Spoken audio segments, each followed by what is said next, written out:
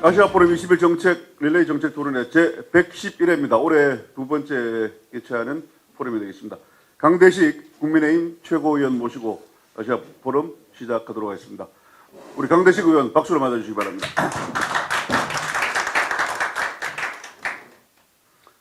네, 먼저 우리 강대식 의원이 먼저 우리 기자분들한테 하고 싶은 말씀 듣고 시작하도록 하겠습니다. 네. 여러분 반갑습니다. 대구 동구을 국회의원 강대식입니다. 이제 최고위원으로 소개하셔야 되는 겁니까? 익숙지 않아서 오늘 아시아 포럼 2023 지역상생 토론회에 초청해 주신 우리 변태석 이사장님, 최고위원 김병구 운영위원장님을 비롯한 관계자 여러분께 귀한 발걸음을 해주신 또 언론인 여러분께 감사의 말씀드립니다. 과연 제가 이 자리에 있어도 되는지 모르겠습니다만은 오늘 이렇게 소중한 시간, 소통의 시간을 갖게 되어서 저는 무한 영광으로 생각을 합니다. 귀한 시간이 되었으면 하는 그런 바람입니다. 지역 상생 발전이라는 이 화두는 우리가 늘 머릿속에 또는 많이 사회에 회자되는 이야기지만 실질적으로 뭐 지역 균형 발전이라든지 상생 발전 이런 부분이 과연 잘 이루어지고 있느냐 이런 부분에 대해서는 회의적으로 생각하시는 분들이 상당히 많으리라고 이렇게 생각을 합니다. 그 하나 발전의 축인 대구 경북 통합신공항 특별법이 참 기쁘게도 지난 4월 13일 날 국회 본회의를 통과하고 어제 법률안으로 공포가 되었습니다. 앞으로 4개월 후면 이 법안의 이제 발효가 시작이 되는데 지금까지의 어디 법 통과가 문제가 아니라 이제 남은 과제가 조금 힘든 부분이 조금 남아 있습니다. 먼저 뒤에도 말씀이 많이 나오시겠지만 먼저 조금 말씀을 드린다면 이제 우리 16개 단계 중에 지금 11개 단계까지 와가 있는데 12단계가 뭐냐 하면 이제 국방부와 기재부의 합의각서 체결이 남아 있습니다. 기부대 양녀의 합의각서 체결이 남아 있고 그거는 별로 힘든 어떤 과정은 아닙니다. 그 다음 단계인 13단계가 지금 가장 대구시에서도 신경을 쓰고 있고 우리 정치권에서도 많은 좀 고심을 하고 있는 부분이 민간 사업자 선정 문제가 13단계가 남아 있습니다. 좀 낸밸류가 높은 어떤 신뢰감이 많이 가는 공기업 내지는 낸밸류가 높은 민간 기업자들이 컨소시엄으로 이렇게 형성이 해서 만약에 사업자로 선정된다면 우리가 생각하고 있는 2030년 대학 문제, 이 문제는 조금 속도가 빠르게 진행되지 않을까 이렇게 저는 감히 그렇게 생각을 해봅니다. 만약에 이게 걸림돌이 좀 된다면 사업이 조금 지체가 되는 그런 영향도 받게 되지 않을까 이렇게 생각을 하고요. 이 부분에 대해서는 뭐 대구시도 시지만은 우리 정치권에서도 좀 더 머리를 맞대서 좀 정말로 좀 괜찮은 기업들이 사업자 선정이 됐으면 하는 그런 바람을 갖고 있습니다. 이제 이 공포가 4개월 뒤에 발휘되면 지금 물밑 작업은 어떻게 이루어져야 하느냐 이 부분이 지금 시행령이라든지 시행규칙을 지금 물밑에서 작업을 해야 됩니다. 이 법이 발효가 되기 전에. 그래서 대구시도 이런 부분, 경상북도도 마찬가지입니다. 국토부에서는 곧 이제 그게 발표가 될 겁니다. 아마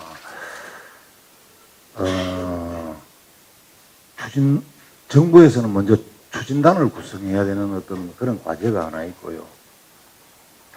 또 국토부하고 국방부하고 이 공공하고 통합이전이기 때문에 협의기구가 또 만들어져야 되고요. 그 다음에 이제 제일 좀 우려되는 부분이 하나 있긴 있습니다. 이게 뭐냐 하면 마지막 법안 통과 시에 발목을 잡았던 기부와 양녀의 어떤 차액분의 정부의 재정 지원 문제가 국방부하고 기재부하고 약간 이견이 있어가지고 이걸 뭐 통과 직전 그러니까 10시에 상정이 됐는데 9시 한 반까지도 이 문제를 가지고 굉장히 좀 물밑에서 작업이 있었습니다. 이게 이제 뭐냐 하면 시기 이겁니다. 국방부가 풀 예산에 군공항 이전에 대한 재정 지원을 넣지 말아다. 그러면 전체적인 안보 차원에 있어가지고 국방부 예산이 여기에 빠지면 우리 예산이 줄어든다. 그러니까 만약에 우리 대구 경북 통합 신공항에 대한 국가의 재정 지원을 주면 따로 좀 챙겨가지고 국방 풀 예산에 넣지 말고 하는 게 국방부의 마지막까지의 어떤 이슈라고. 기재부에서는 그거는 그런 법안의 내용을 넣는 그런 이때까지 법은 없었다. 그러니까 우리가 시행령이라든지 시행규칙을 만들 때 그 내용을 양 부처 간에 머리를 맞대가지고 넣자. 이게 굉장히 좀 큰 이슈였습니다.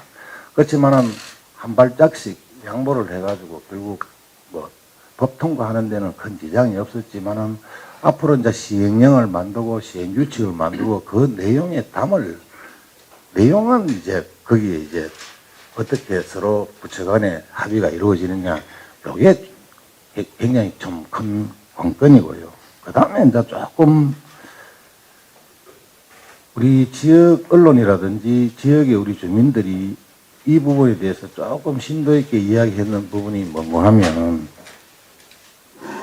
원초안보다는 더 조금 다 빠지고 껍데기 법이 아니라느냐라고 이렇게 힐난하는 어떤 언론도 있었습니다. 그거는 절대 저는 그렇지 않다고 봅니다. 왜냐하면 타법에 의해서 충분히 개발할 수 있는 소지, 그러니까 꼭히 이 특별법 안에 안 들어가더라도 타법에 의해서 발전 계획을 하고 뭐 할 수 있는 그런 타법도 있었고, 그 다음에 뭐 기재부의 쟁점사항 부분들은 이래 됐지만은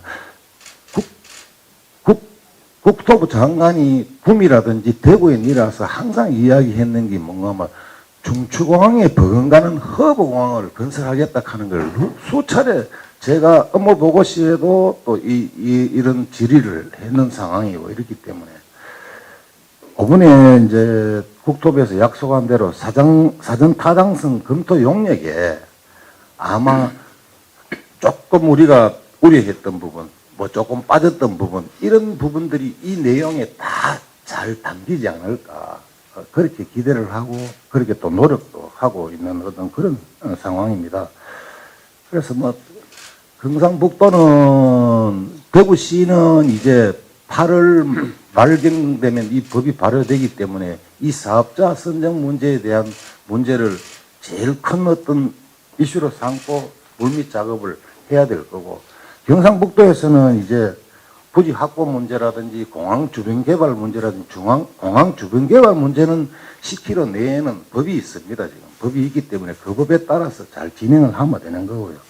그 다음에 거기에 이제 공항이 들어섬으로 해서 그 인프라 건설 문제, 이런 부분은 경상북도가 굉장히 앞으로 신경을 써야 될 문제가 아닌가 이렇게 생각합니다. 아무튼 이 법을 하나의 뭐 상고를 겪지 않으면 뭐 어떻게 우리 애기가 안 태어난다시피 이게 상고를 겪었지만은 아마 이 부분만 잘 해결되면 14단계, 15단계는 아무것도 아닙니다, 사실은. 16단계가 마지막이 뭐냐 하면 대구시가 군공항을 건설해서 다 만들어서 국방부한테 이전해주는 게 그게 마지막 16개 단계니까 14단계, 15단계는 크게 중요하지 않고 13단계 여기만 좀 우리가 신경을 써서 잘 선정이 되면 아마 신공항은 제가 봤을 때는 연착륙을 해서 2030년에는 우리가 뭐 에어버스 380입니까? 아니면 보잉 747을 타고 미국으로나 유럽으로 이렇게 같이 추할 수 있지 않을까 하는 큰 기대를 하게 되는 그런 상황입니다. 근데 이 부분은 요만큼 이야기하고요.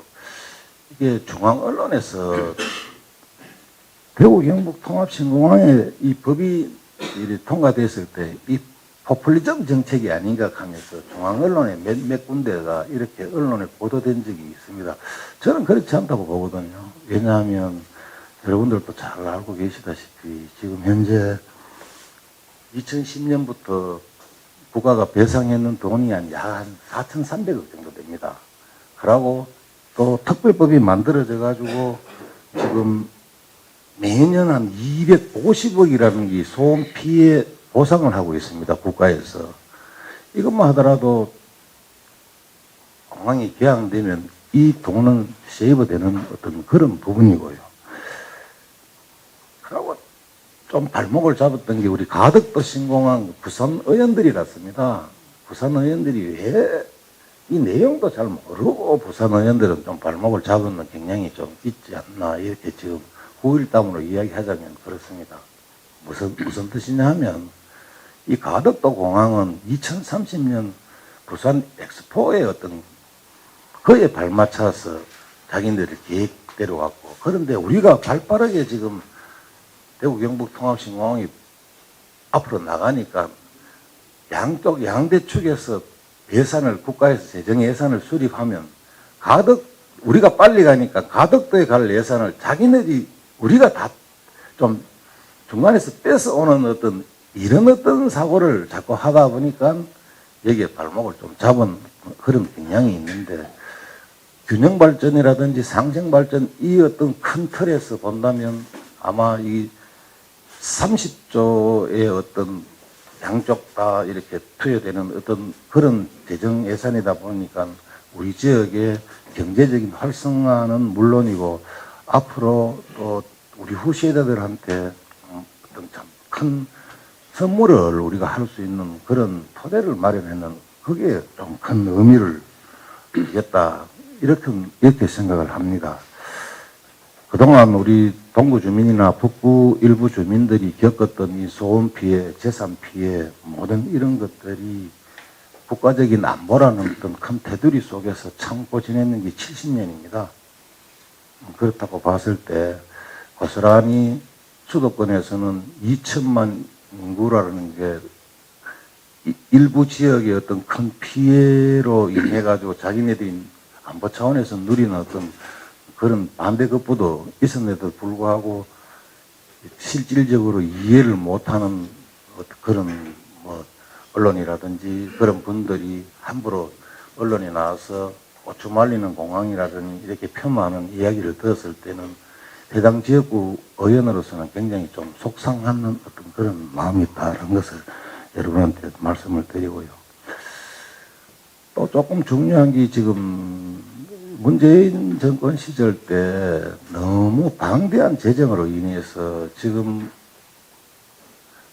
나라 빚이 지금 한 1,000조 이상이 됐다 하는 것은 여러분들 2022년도 회계연도 국가결산보고서에서 이렇게 나타나가 있습니다. 그렇다고 보면 1인당 우리 국가 채무가 한 사람당 2천만 원씩이 넘는다는 그런 의미인데 문정권 시절에 IMF가 경고를 했더랬습니다. 그렇지만은 그때 확장 재정을 자꾸 고집하다가 나라 국가는 다 비워버리고 말았습니다. 그게 고스란히 지금 윤석열 정부가 떠안은 어떤 그런 상황이 됐는데 원래 세수도 약 한 20조가 조금 이렇게 부족하다는 이런 전망인데 그런데도 불구하고 지금 기울어진 운동장 속에서 국회에서는 상대당 야당의 어떤 대표는 뭐 1,000만 원 기본 대출을 꺼내고 또 대학생에게 학자금 무이자 지급 이런 거를 지금 꺼내고 있는 이런 상황입니다. 그래서 제가 봤을 때는 다른 우리 남미의 아르헨티나라든지 베네수엘라라든지 아르헨티나라든지 이런 어떤 국가들을 반면교사로 삼아서 조금 더 이상 재정 건전성 문제를 방치하려는 그런 거는 안 된다. 이렇게 생각하라고 해요. 이게 30개월 이상 국회 계류 중입니다. 준칙법을 개정안을 내놨는데도 불구하고 지금 야당에서는 전혀 지금 손을 안 대는 예정인데 좀 이렇게 막무가내로 가는 그 폭거적인 그 힘을 좀 이런데 좀 이렇게 힘을 좀 보여줬으면 하는 게 저 개인적인 어떤 소견입니다. 잘 알고 계시다시피 국회에 지금 어떤 주도 세력의 교체가 참 필요한 시기입니다. 뭐 야당이나 뭐 우리 당도 제가 뭐 잘한다 이런 이야기는 절대 아니고요. 국회를 구성하고 있는 한 사람 한 사람들이 조금 국민 눈높이에 맞는 어떤 그런 정치를 해서 국민들의 사랑을 받아야 되는데도 불구하고 여러분 잘 알고 계시다시피 지금 정부기관 국민 신뢰도에서 조사에서 10년째 지금 꼴찌를 하는 기관이 우리 국회입니다. 영예롭게도요. 그래서 국민들이 정치를 혐오하고 뭐 이런 걸로 인해서 무당층이 계속 좀 많이 증가하고 있는 이런 추세에 있습니다.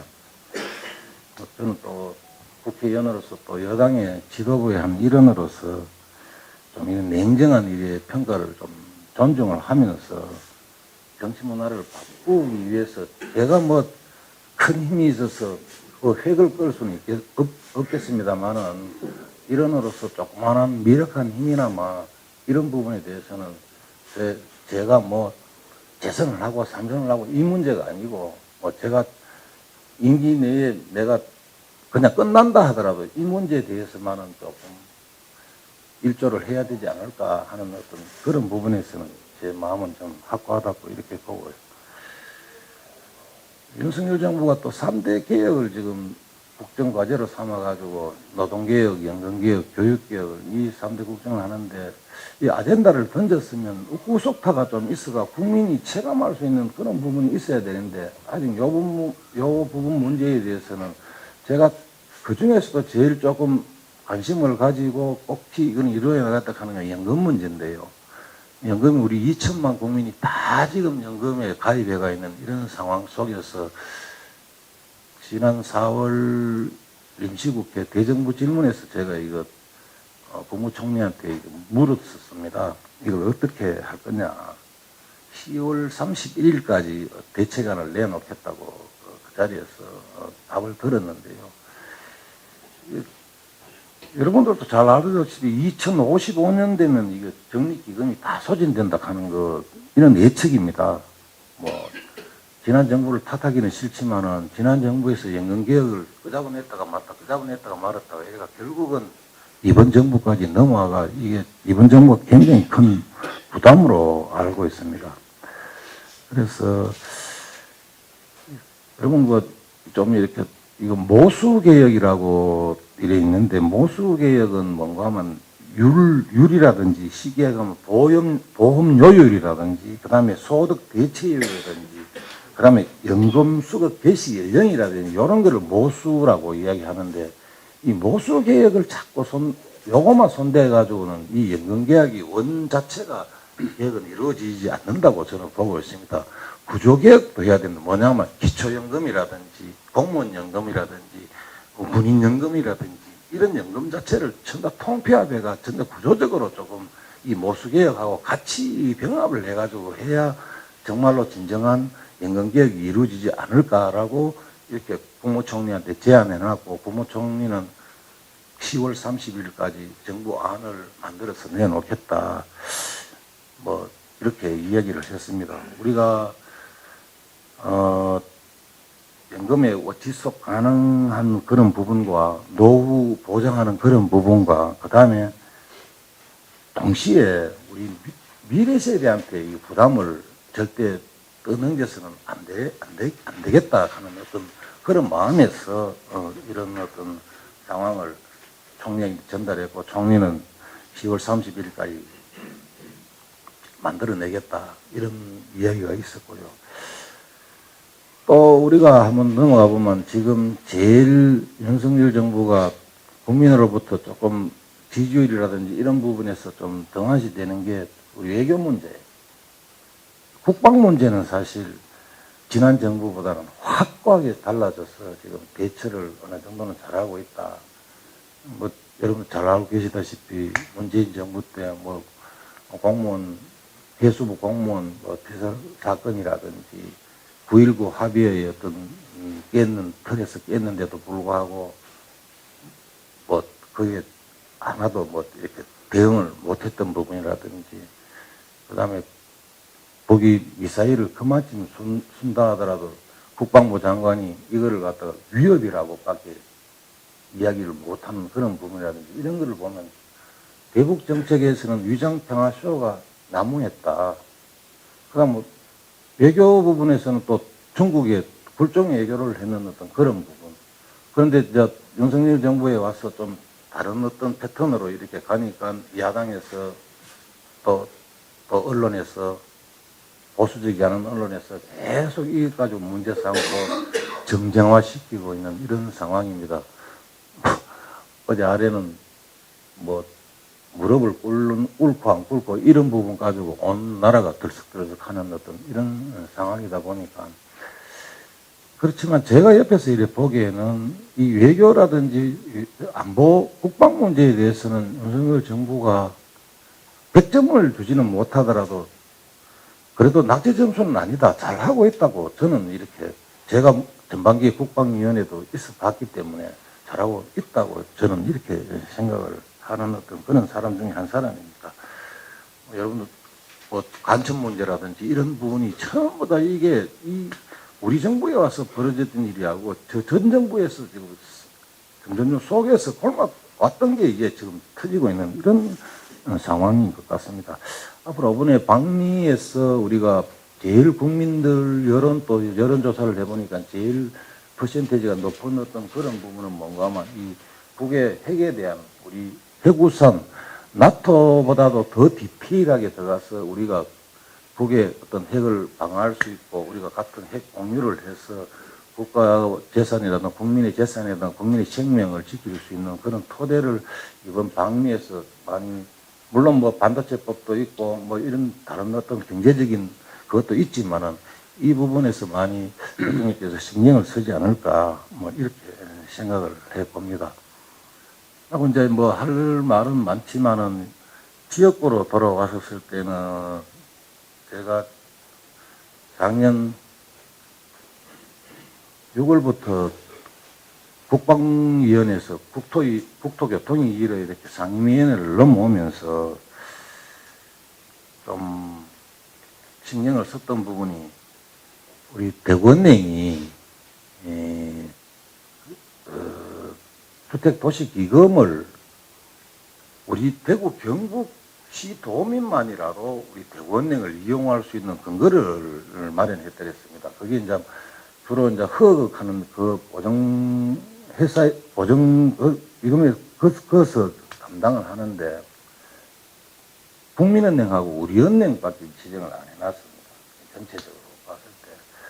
그래서 제가 국정감사에서 이를 지적을 하고 우리 대구은행에서도 우리 대구 시민들이나 경북 도민들이 저리로서 주택기금을 상품을 대출받을 수도 있고 청약도 할 수 있고 이런 대행 업무를 하는데 올 2월에 이제 공식적으로 발표가 나서 우리 대구 시도민들은 대구은행을 통해서 이런 모든 혜택을 받을 수 있는, 그렇게 최근에는 뭐 혁신도시 안에 뭐 임플란트 혹시 뭐 있었죠. 그 입주는 기숙사 연립의 건도 이거 국토부하고 머리를 맞댄 결과 즉시 해결하겠다. 이 부분. 그 다음에 또 이렇게 대구 혁신도시뿐만 아니라 전국 혁신도시에 관제인 입주 기업들이 있습니다. 이 부지 양도 가격 제한 기준을 무제한해서 지금 사용 승인 후 10년으로. 그러니까 건물이 내가 짓고 건축 준공을 받고 그때부터 사용해가 10년 안에 10년만 하면 가격을 규정해놨는 그 가격을 알더라도 이 재산권 침해가 안 되고 서로 양수할 수 있는 그런 부분을 국토부의 동의를 얻었고요. 정계특위의 작년에 제가 있을 때는 우리 대구시가 인구로서 봤을 때는 시의원 수가 2자리를 더 늘릴 수 있는데도 그냥 놔뒀더라고요. 그래서 제가 좀 이 부분을 좀 강력하게 이야기해서 작년 지방선거에서 시의원 숫자를 2자릿수 더 늘라는 어떤 그런 기억도 나고요. 정권이 교체되고 난 뒤에 이제 지난 정부는 확장 재정이었다면 이번 윤석열 정부에 들어서는 건전 재정으로 이렇게 변화가 됐습니다. 그래서 뭐 우리 지역에 같은 동료이신 뭐 추경호 장관이 지금 기획재정부 장관을 하고 계시지만 부총리 겸 하고 계시지만은 이 건전 재정으로 바뀌어서 모든 예산들이 전부 다 조금씩 이래 긴축 재정으로 줄어드는 이런 상황인데 그렇지만 우리 대구의 전년도 대비 올해 예산은 좀 최고로 좀 확보했는 어떤 그 일선에 제가 좀 일을 좀 담당을 해드렸습니다.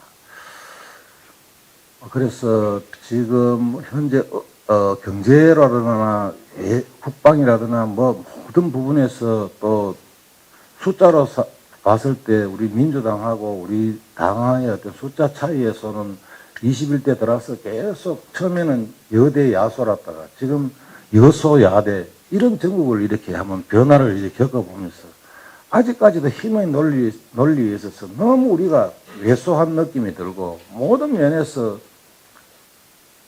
뭐 쉽게 이야기하면 애들이 뭐 이렇게 조그마한 말다툼이나 주먹 다짐 조금 한다 해도 만나처럼 우리는 약자의 어떤 그런 어떤 느낌을 계속 받으면서 여당이 돼도 무늬만 여당이지 이거는 실질적으로 속 내부에 들어가면 이거 차라리 캐스팅 보트가 되는 뭐 이렇게 정의당이라든지 이런 어떤 아주 둔소 정당 조그마한 정당보다도 더 힘이 덜하지 않나 하는 이런 느낌을 받으면서 의정생활을 지금 하고 있는데 하지만 임기까지는 제가 지역의 의원으로서 대구시의 전체 의원으로서 최선을 다해서 노력하려고 지금 하고 있습니다. 그렇지만 아직도 뭐 우리 국민들이나 대구 시민들이 보시기에는 많이 부족한 것이 많은 일이라고 그렇게 생각을 합니다.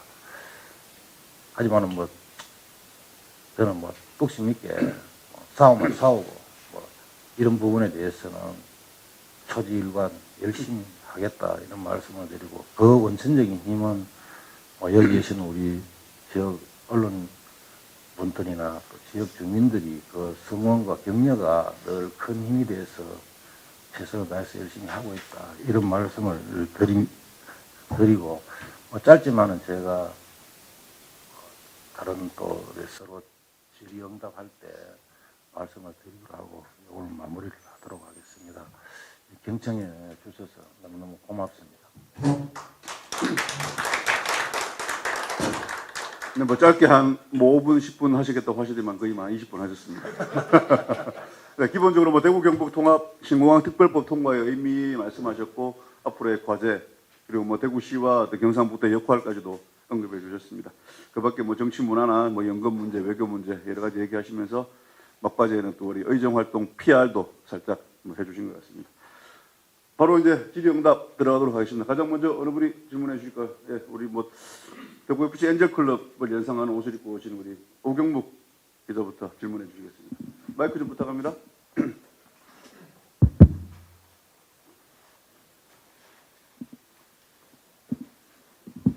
예, 한국경제 오경묵 기자입니다.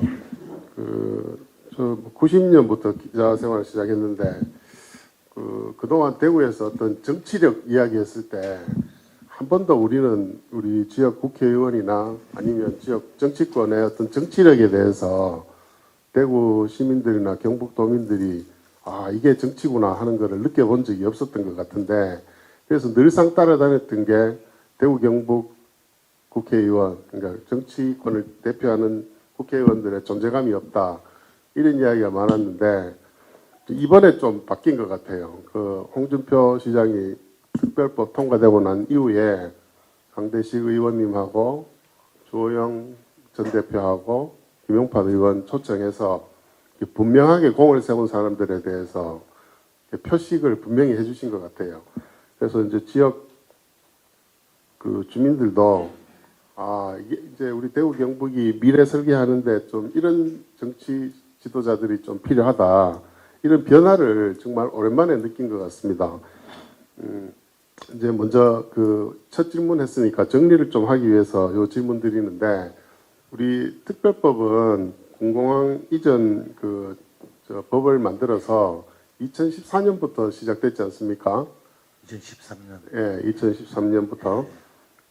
그 과정에서 지금 광주하고 동시 통과가 됐지만, 광주는 이제 좀 전문가들이 볼 때 상당히 시간이 걸릴 거다. 왜냐하면 공공항 이전지가 아직 결정이 안 됐기 때문에 그 가는 과정이 쉽지 않을 거다. 근데 우리는 2020년입니까?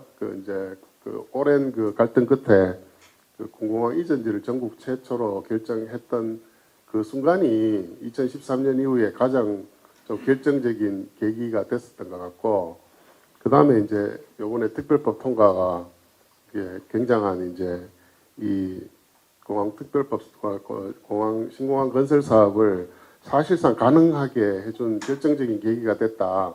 이렇게 이제 좀 평가가 되고 있는 것 같습니다. 그래서 동구청장도 하셨고 이 국토위에서 이번에 활약을 많이 하셨는데, 우리 특별법 통과 이거를 돌아보면서 사실 굉장히 어려웠거든요. 그래서 지난 7기 때 권영진 시장하고 이철우 지사가 공항 이전지 결정할 때 국회의원들 서명을 다 받았습니다. 이제 군의 편입 그런 조건하고 뭐 이런 것 때문에. 그래서 상을 받으신, 감사장을 받으신 입장에서 권영진 시장이나 이철우 지사의 역할, 그 다음에 이번에 또 상을 줬지만은 가장 또 큰 기여했던 분이 홍준표 시장 특별법 최초 발의부터 통과한 것 같은데, 강 최고위원께서 보신 홍준표 의원의 특별법 이 최초 발의부터 조영 의원 대표 발의하고 통과까지 의원님께서 보신 우리 시의 지도자들 역할, 그거를 세 분에 대해서 좀 평가를 좀 해주셨으면 좋겠습니다. 예. 첫 질문부터 좀 무모하다, 그죠? 예, 간단하게 해주세요. 예, 간단하게. 제가 큰 지도자들 본론을 내가 평가하기에는 제가 너무 역량이 모자라는 사람인데 그렇게 생각을 되고요. 다만 서두에 말씀하신 부분이 TK 지역의 우리 정치력이 결집이 좀 이때까지 없지 않았나라는 어떤 그런 오 기자님 말씀 중에는 이번에 새 원내대표를 선임하면서 또 우리가 힘을 모으는 그런 계기가 되지 않았나, 그에 대해 큰 의미를 좀 두시고요. 앞으로는 아마 어떤 일이 있을 때마다 25명 다는 아닐지라도 힘을 모으는데 전부 다 그 뜻은 같이 할 거라 저는 이렇게 보고 있고요. 사실 이 2013년에 공공항 이전에 관한 특별법이 통과되고 쭉 오면서 그때 그 당시의 시대 상황이라든지 환경은 기부대 양녀라는 이 방식밖에 취할 수 없는 어떤 환경적인 요소가 있었습니다. 그래서 국방부하고 이제 합의를 도출해내는 부분이 공공항 이전에 관한 특별법이라고, 이거 기부대 양녀를 원털이고, 이제 쭉 오다 보니까 세상이 변하다 보니까 여러 가지 문제점이 발견하니까 권 시장님 계실 때는 이 통합신공항 특별법을 만지작거리지는 않았었습니다. 내부에서는 하자 말자 이런 게 있었는데, 이것만 가더라도 우리 충분하게 신공항을 건설할 수 있다라고 그때는 자신감이 팽배해 있었는데, 21대 국회가 들어오면서 홍준표 지금은 시장님이죠. 그 홍준표 전 의원님께서 이래서는 이게 어떻게 진척이 되겠나. 그러지 말고 묶어가지고 특별법을 만들어서 좀 정부로부터 지원을 좀 받자. 그때는 사실 우리 지역의 의원들도 조금은 회의감이 좀, 솔직한 이야기하면 회의감이 좀 들었었습니다. 굳이 지금 잘 로드맵에 따라서 하나 한 발 잘 가고 있는데 또 이 특별법을 만들 필요가 있느냐라고 이렇게 우리 그때는 그렇게 생각했었는데, 기부대 양녀의 어떤 그 특별법 안에 뭐 하나씩 문제점이 약간씩 도출되는 어떤 그런 상황 속에서는 이 특별법을 해야 되겠구나라는 의식을 갖고 제일 처음에 이제 홍준표 지금 현 시장님이 하나 했고, 그 후속타로 추경호 지금 부총리가 또 냈고, 이거를 좀 통합해 가지고 마지막에 냈는 게 주영 전 원내대표의 특별법안을 이렇게 이제 만들어 이렇게 냈는 겁니다. 그래서 좀 보면 우리 홍준표 시장님은 좀 하나의 어떤 안을 두고 좀 저돌적이라고 할까, 하나의 목표를 위해서 거침없이 좀 이래 나가는 어떤 그런 스타일의 어떤 정치력을 발휘하고 계시는 분 같고, 권 시장님은 이제 두 분 하시고 했는데 좀 뭐랄까 할까, 화합형이라고 할까요? 좀 이렇게 서로가 이렇게 좀 대화를 나누면서 이거 하면 어떻고 저거 하면 어떻고 좀 사전에 좀 이렇게 치밀하게 좀 이렇게 해가지고 하는 그런 스타일이 있는 거고, 이철우 도지사님에 대해서는 제가 되게 이렇게 교분이 있다든지 서로 대화를 많이 나눴든지 그런 부분이 아니라서, 그분도 굉장히 좀 합리적인 어떤 정치적 스타일이다. 총체적으로 말씀드리면 이 세 분에 대해서 그렇게 말씀드릴 수 있겠습니다. 그래서 제가 여기서 사적으로 계속 붙인다 하면 괜히 또 좀 그럴 것 같고, 간단하게 말씀을 드리면 그런 부분이고, 우리가 시도민이 우려하시는 부분, 정치력을 앞으로 발휘 그 TK 지역의 의원들이 그렇다 하는 그 부분은 속에서 보는 거하고 바깥에서 보는 거는 조금 또 약간 다른 면은 있기는 있습니다. 하지만은 조금 저도 21대 처음 입성을 해가지고 했을 때 우리 지역에 조금 뭐랄까 정치력을 이렇게 같은 국회의원이지만은 거기서 좀 구심점 역할을 해가지고 좀 쭉 땡겨주고 밀어주고 하는, 이게 좀 아쉬운 그런 부분들은 있었습니다. 그래서 우리끼리라도 한 번씩 만나서 밥도 먹고 씹은 소주도 한잔 하면서 서로 대화도 나누고 이런 부분이 좀 아쉬운 면이 있었는데, 그런 부분들을 이번 원내대표 선출 과정 속에서 좀 많이 결집을 할 수 있는 그런 계기가 되지 않았나, 그렇게 생각을 하고, 앞으로도 그런 부분에 대해서는 우리가 많이 좀 신경을 쓰면서 지역을 위해서 더 열심히 노력해야 되지 않겠나, 이렇게 생각을 합니다. 네, 시장님, 도지사님 평가를 해달라고 그랬는데, 우리 권영진 시장은 화합형, 홍준표 시장은 저돌적, 이철우 지사는 합리적, 이렇게 좀 평가를 해주신 것 같습니다. 네, 다음 질문 이어가겠습니다. 네, 우리 불교방송 김종렬 부장님. BBS 김종렬입니다. 조금 전에 구심점 지역 정치 어떤 구심점 역할이 아쉬웠다는 이런 말씀하신데, 그거에 덧붙여가지고 TK 정치권이 구심점이 되는 리더 양성, 이게 상당히 어려워진 것 같아요. 뭐 강재섭 뭐 전 의원 이후에는 뭐 그런 모습이 보이지 않는 이런 말씀들도 있었고요. 뭐 이 지금 수도권 이북 그러니까 충청 이북으로의 권력 이양, 최고 권력의 이양이 되었다. 이렇게 보면은 향후 TK 지역의 어떤 최고 권력자를 만들어내는 데는 한계가 있지 않을까, 멀어질 것이라 하는 이런 우려도 있는데요. 그렇다면은 이 뭐 단계적이든 어떻든 그 이런 지역 정치권에서 뭐 최고 권력자를 만들어낼 수 있는 이런 방향을 한번 뭐 초선이시지만 많이 고민을 해 보셨을 거라고 생각합니다. 뭐 지난 대선에서 유승민, 홍준표 의원이 뭐 두 분이 나와 저는 조금 두 분 간의 어떤 뭐 이 좀 뭐라 그럽니까 융화되는 어떤 이런 모습을 보였더라면은 좋은 또 이쪽으로 있던 뭐 권력을 가져올 수 있는 이런 계기도 안 됐겠 이런 생각을 그거에 대해서 한번 좀 말씀해 주시고요. 다른 하나는 재정 건전성을 뭐 지적하시고 1,000조 원의 어떤 1인당 뭐 2천만 원입니까? 뭐 이렇게 하는데 저희가 이제 이 공무원들하고 이렇게 이야기하다 보면은 정부나 지방 정부의 경우에 재정 건전성을 뭐 염두에 두고 뭐 지방 부채를 제로로 만든다. 이거는 어불성설이다. 어불성설에 이렇게 하면 그 확장성 어떤 이 정책, 재정 정책을 펴야만이 SOC라든지 복지 부분이란 이런 어떤 하드웨어적인 어떤 부분이 깔려가지고 나중에 미래 세대에게 돌아갈 것이라 이런 지적들을 하는 공무원들도 있어요.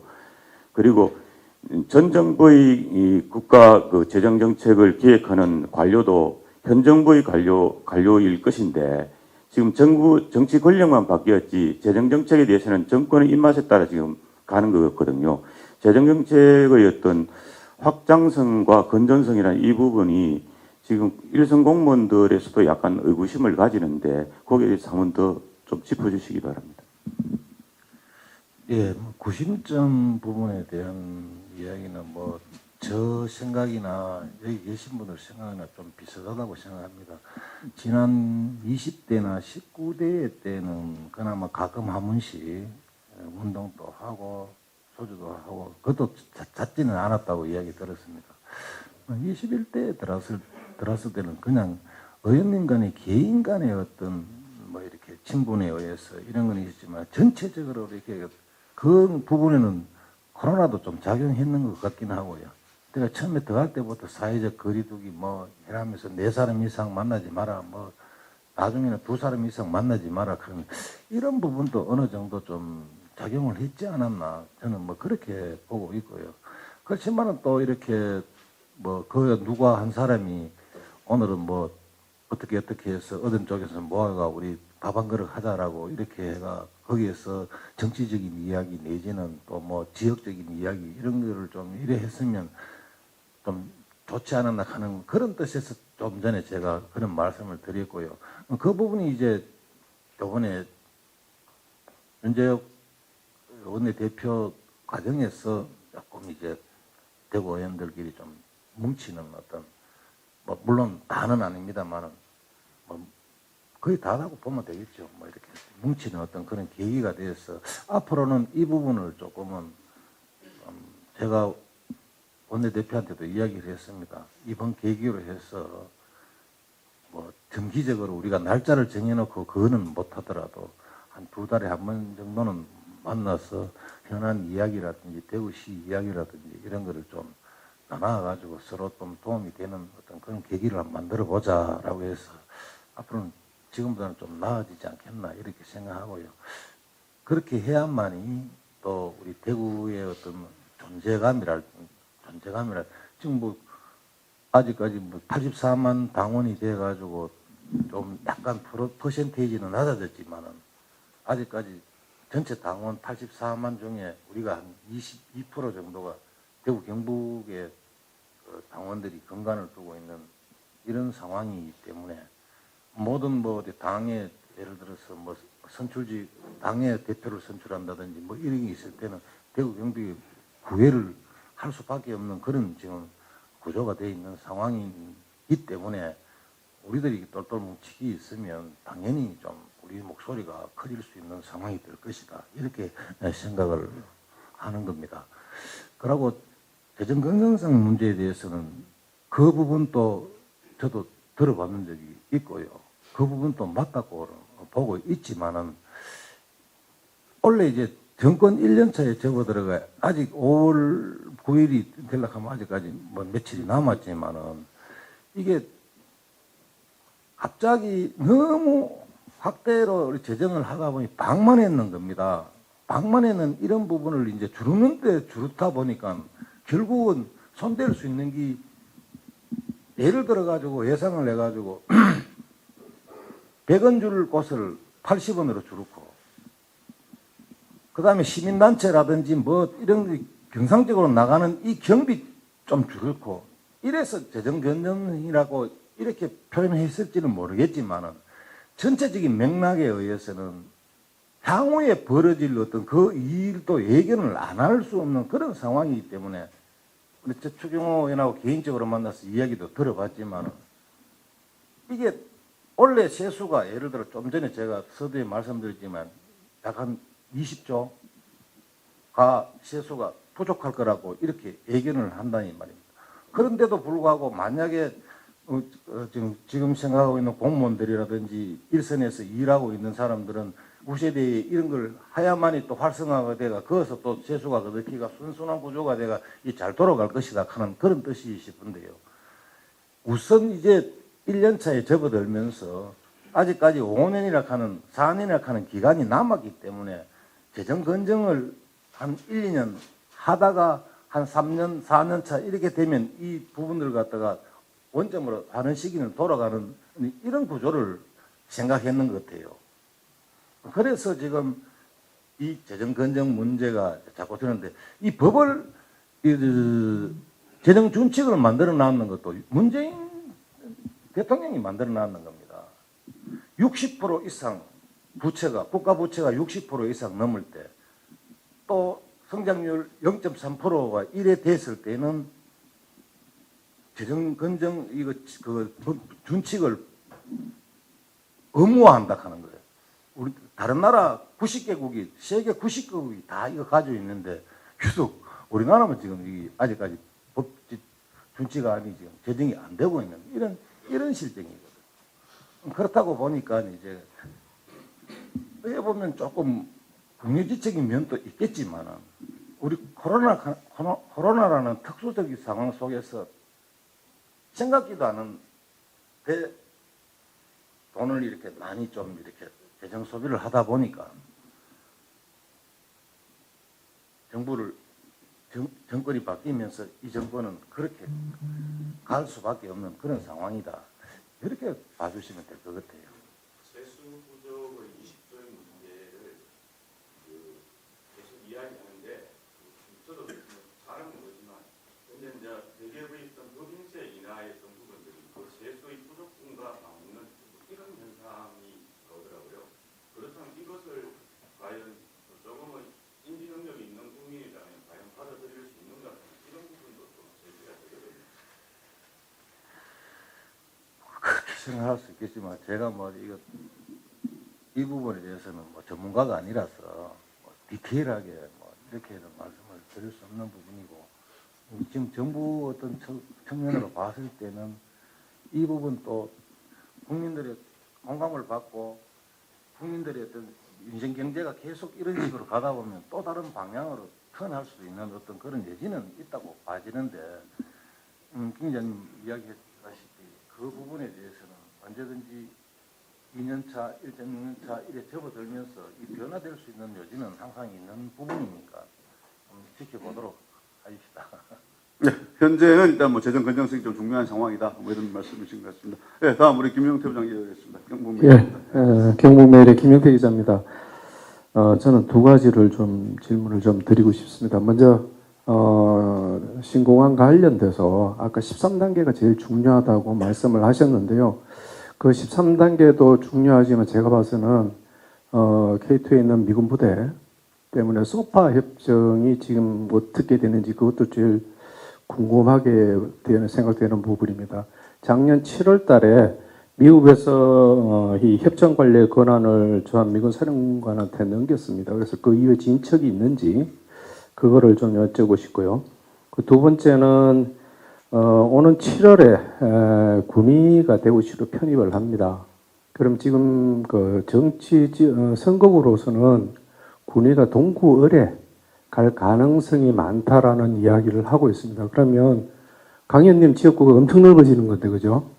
그게 될지 아니면 북구가 될지 그 부분에 대해서도 한번 짚어주시기를 바랍니다. 예, 이상입니다. 네, 김민태 기자님 말씀하시는 부분은 소파 문제는 이종석 국방부 장관이 올 2월입니까? 미군 하고 부분 만났어요. 이 부분은 이 공항 추진하는 데 있어서 아무 걸림돌 없이 원활하게 잘 추진된다는 이야기를 대구시에서도 통보를 했고, 내가 개인적으로 물어봤을 때도 아무 상관이 없다는 이런 말을 했기 때문에 이 부분에서는 그렇게 걱정 안 하셔도 잘 문제가 해결됐을 겁니다. 될 거고, 또 안 됐다면 될 거고, 뭐 잘 됐다고 저는 보고 있습니다. 왜냐하면 내가 벌써 1년 다 돼가지고 1년 전에 국방이 있을 때도 계속 이 문제로 가지고 장관한테 질의를 했을 때 아무 문제가 없다라고 장관이 이야기를 했기 때문에 이 문제 대구시에서도 내가 이 문제를 계속 물었어요. 추진단한테 이 문제는 해결되는 칸이 잘 돼가고 있다. 국방부하고 협의를 해가지고. 그런데 이 문제는 별로 신경을 안 써도 될 것 같고요. 군의군 편입 문제에 대해서는 뭐 이렇고 저렇고 이야기가 있지만은 지리적으로 교통상으로 이렇게 봤을 때는 북구을 쪽에 뭐 이 선거구 획정 문제라서 저희들이 우리 쪽에 오느라 네 북두 쪽으로 가라 우리가 마음대로 못하는 거고, 이 문제가 이제 뭐 잘 아시다시피 달성군처럼 대구시 군의군 이래 되니까 그 군은 그 지자체 단체로서 기초단체로서 존재가 있는 거고, 다만 이제 그 선거구는 달성군처럼 단독 선거구가 안 되기 때문에 어느 쪽이 한쪽에 이제 이렇게 편입해가지고 선거를 획정해야 되는데, 행정구역상 지도상으로 보면 우리 동구 어디에 붙는 게 맞고요. 왜냐하면 접점이 이렇게 같이 군의하고 우리 동구하고 이렇게 붙어가 있기 때문에. 그런데 도로 지금 현재의 도로 상황이라든지 이런 걸 보면 북구 쪽이 굉장히 근접해가 있다 이렇게 보면 되는데, 그렇습니다. 이거는 뭐 선거관리위원회에서 나중에 7월 편입되고 내년 총선의 그림을 그릴 때 뭐 인구라든지 이런 걸 전부 다 지리적 요인, 인구 뭐 이런 걸 다 감안해서 아마 선거관리위원회에서 정하지 않을까 저는 그렇게 생각합니다. 방향님께서는 문적이 좋습니다. 편입되는 게 결정되는 게 좋습니까? 안 되는 게 좋습니까? 이번에 죄송합니다. 이전지 확정 문제 있을 때 어떤 김영만 전 군수님하고 내가 물밑에서 한 7차례 정도 만났더랬습니다. 만나서 제발 좀 대승적인 차원에서 좀 반대를 좀 하지 말아다오 이래 했지만, 어에 보면 거기에 비대위원이라든지 이런 분들은 저하고 100차례 만나서 밥도 먹고 막 이러다 보니까 일부의 그런 사람들은 제가 아직까지 국회의직에 있으니까 그래도 면이 있고 서로 이야기도 나눠봤고 이런 어떤 그게 있으니까 동거래 군의구의 일부 어떤 분들은 우리 쪽에 편입되시면 좋겠다 하는 마음을 가지고 있을지는 모르겠지만 지금 이 시점에서 제가 뭐 우리 쪽에 왔으면 좋겠고 뭐 그런 마음은 제가 정하는 게 아니기 때문에 말씀드릴 수가 없습니다. 지역구로 오면 뭐 지역구만 넓어지고 권리하기만 힘들어지는 거 아닙니까? 그까지도 가야 되고.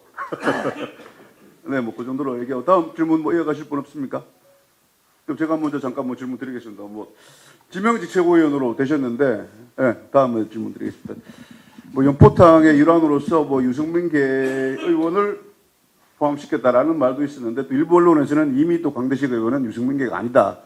라는 그런 주도 있습니다. 요즘 유승민 의원과의 관계는 어떠신지, 그리고 요즘도 유승민 의원이 특히 윤석열 대통령의 외교 정책에 대해서 계속 비판도 많이 하시는데 이런 부분에 대해서는 어떻게 생각하시는지 좀 한 말씀해 주십시오. 여러분들 알다시피 뭐 유승민 의원님은 저 재선거 그러니까 2005년도에 재선거 때부터 제가 그때 선거 사무장을 맡아서 하는 년이 지금 이때까지 한 20년인가 왔지 않습니까? 저는 이렇게 생각합니다. 인간의 연은 이렇게 뭐 우리가 음식할 때 무를 갖다가 칼로 탁 썰듯이 이렇게 탁 썰어가지고 이 연은 뭐 저하고 우리 원영위원장님하고 연도 이렇게 탁뭐 이렇게 해서 끊어서 줬듯이 사람의 인연은 뭐 칼로 무 자르듯이 그렇게 할 수는 없는 상황이고 최근에는 뭐 전화 연락이라든지 이런 거는 없었지만은 작년 올 그 구정 정도 해서 그 전시도 같이 우리 몇 명이서 모이고 하고 이런 부분은 있고요. 그 제가 이제 말씀드리지만 널리 중앙 언론이라든지 뭐 이런 데서도 항상 그런 이야기를 합니다. 뭐 탄류했느니 뭐 했느니 뭐 우리가 우리 정치권에서 망했던 게 친박이니 비박이니 뭐 진박이니 뭐 탈박이니 막 이렇게 하다가 뭐 또 뭐 지금 와가는 친윤이니 친윤 유승민 의원을 이렇게 좋아해가지고 몇 명 있었는데 지금 국회의원 다 꼽아라 해도 몇 명 안 됩니다. 그런 상황 속에서 무슨 친유가 뭐 어떻고 이런 어떤 거는 아니고 저도 또 이런 소리도 했습니다. 친윤이 어디 있고 비윤이 어디 있느냐. 대통령 만들기 위해서 그만큼 전부 새벽부터 나가 노력했지 않느냐. 그런데 무슨 친윤이 있고 비윤이 있느냐. 그냥 그 조직에 몸담겨 있으면 그 조직의 어떤 거에 따라 이렇게 가는 거지. 그래서 뭐 저는 그렇게 생각하고요. 항상 정치인들이나 위에 잘 하시는 분들 보면 그 장점을 이렇게 좀 잘 보려고 난 노력하고 이렇지. 꼭 거기에 내가 예속이 돼서 뭐 어떻다 이거는 아닌 것 같고 이번에 최고지명직 되는 것도 내가 저 대표님이 전화가 한 5차례 왔는 걸 내가 못 받았었어요. 그때 뭐 다른 뭐 하다가 그래도 나와 보니까 전화가 이렇게 왜 이 양반이 전화를 했을까라고 전화를 해보니까 그날이 일요일이랐습니다. 월요일 날 최고위원회가 열리는 날이고요. 그래서 뭐 뜬금없는 나는 생각도 안 했는 거 최고위원을 좀 맡아서 같이 일해보는 게 어떻겠냐라고 이렇게 이야기하길래 내가 좀 멍해가지고 좀 생각할 시간을 조금만이라도 좀 달라. 그래서 한참 생각해 보니까 이게 내 옷에 맞나, 내게 맞는 옷인지 안 맞는 옷인지도 잘 모르겠고, 그래 한참 생각하다가 다른 사람 좋은 사람 능력이 더 있는 사람을 하시라. 나는 그냥 뒤에서 돕겠다. 뭐 그렇게 이야기를 하니까 조금 이따 다시 통화하자 이래가 다시 통화를 하게 돼가 또 뭐 다른 쪽에서 전화가 가지고 뭐 맡아라 뭐 이런 이야기도 있고 이래서 그런 것 때문에 대구 경북에 현역 의원이 하나도 없었습니다. 그때 그 당시에 뭐 우리 김재원 최고가 있었지만은 그거는 또 현역은 아니고 현역은 아니고 이러니까 야 이거 현안도 많고 이런데 한 사람이라도 더 가가지고 뭐 좀 목소리도 내가 목소리는 잘 못 내지만은 그래도 좀 버텨주는 게 그게 또 덕이 되지 않을까. 그러고 김 대표하고는 저 원내대표 할 때 내가 부대표를 하면서 또 친분 관계도 있고 뭐 이래서 월요일 아침에 또 전화가 왔더랬습니다. 그래서 최고위원 한 명이라도 반대를 하거든. 나는 안 해도 좋다. 부담 갖지 말고 하라. 그래서 그때는 나 서울 올라가지도 않고 내가 지역에 여기 있었어요. 그런데 최고위원 통과됐다고 뭐 신문 언론 보고 이제 뭐 통과된 줄 그래 알았는데 그럼 지금 저는 그렇습니다. 한번 이런 우스개 이야기가 있습니다. 전번에 제가 그 구청장 하던 시절 때 그 우리 유승민 의원이 그때 뭐 탈당을 하고 탈당 아니고 그때 무소속으로 나오고 신당 찬당하고 이랬을 때 하고 내가 저도 따라 나가가지고 구청장 재선에 떨어지고 이랬을 때 이게 이제 구청장하고 국회의원의 관계는 좀 상당히 좀 밀접한 관계가 있어야만이 서로 상생 또 보완도 되고 또 일도 잘 추진해 나갈 수 있는데 한번 우스갯소리 이런 이야기를 하더라고요.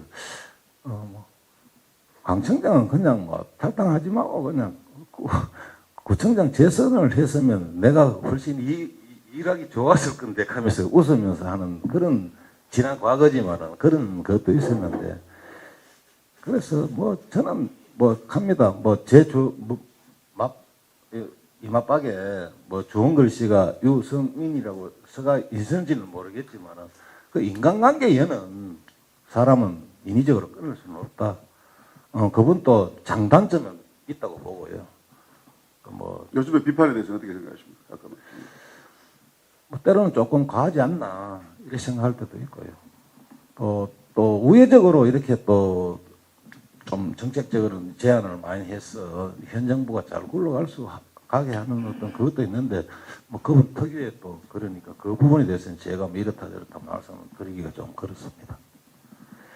네, 알겠습니다. 다음 우리 오늘 아시아 포럼에 뭐 처음 왔는데 우리 MBC의 조자한 부장 질문 이어가도록 하겠습니다. 네, MBC 조장입니다. 친유 물으려고 그랬는데 예수가 어려가지고 딴 거 묻겠습니다.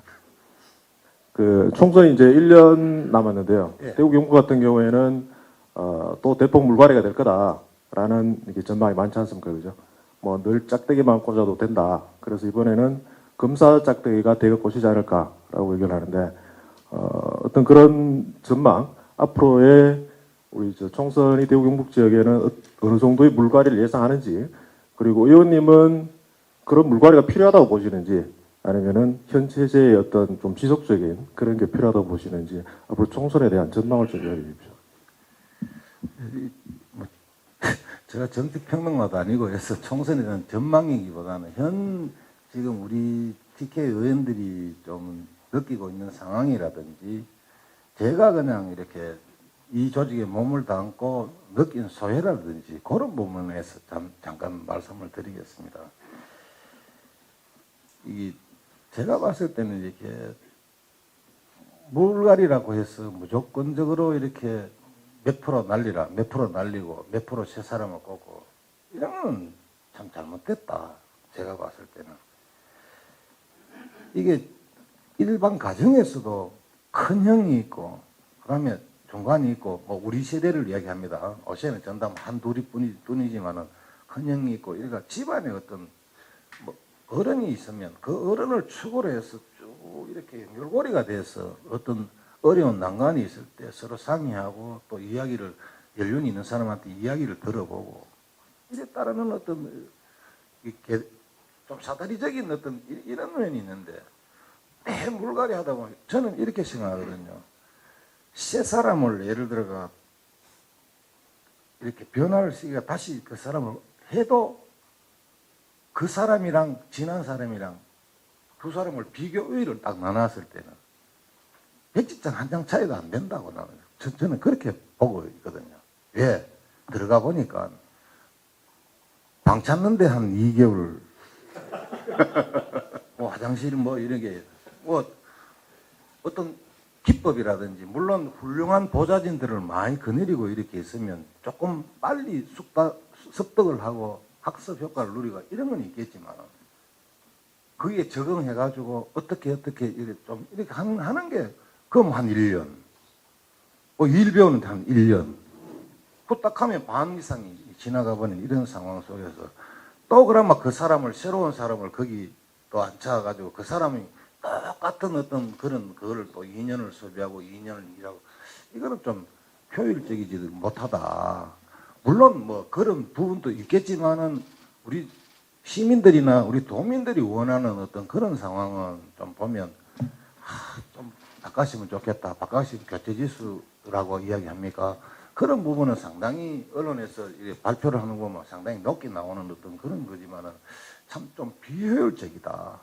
그리고 아까 전에 뭐 검사 짝대기 뭐 이런 말씀을 하시는데 그 부분에 대해서는 잘 모르겠어요. 저도 뭐 의할지 누가 낙하산이 올지. 그런데 저는 이렇게 생각합니다. 낙하산은 가급적이면 우리 대구에는 안 왔으면 좋겠다 하는 게 왜? 물론 다른 지역에 갔으면 좋겠다 이 뜻은 아닌 거예요. 왜냐하면 어떤 의무감이랄까, 사명감이랄까, 어떤 책무감이랄까, 이런 부분에서 아무래도 좀 약한 것 같아요. 제가 다른 사람보다 조금 어깨가 더 무거운 부분은 뭔가 하면 내가 여기서 태어나서 군대 3년이라는 세월 빼고는 계속 고향 여기에서 땅에 살았기 때문에 또 지역구 저 뭐 공산동에 가면 또 이모 외갓집이 거기 또 있어요. 이렇기 때문에 내가 이 짓을 안 하고 그만두고 자연인으로 돌아간다 하더라도 매 만나야 될 사람들이지 않습니까? 너 이 새끼 좀 그 직에 있을 때 좀 잘하지 이 새끼야. 이 소리를 죽을 때까지 들어야 되고 만약에 자연인이 내가 야 그때 그랬는데 수고했다 야 막걸리 한잔 하자라고 근데 이런 부분이 있어가는 정말 이 어깨가 다른 어떤 사람들보다는 더 무겁다.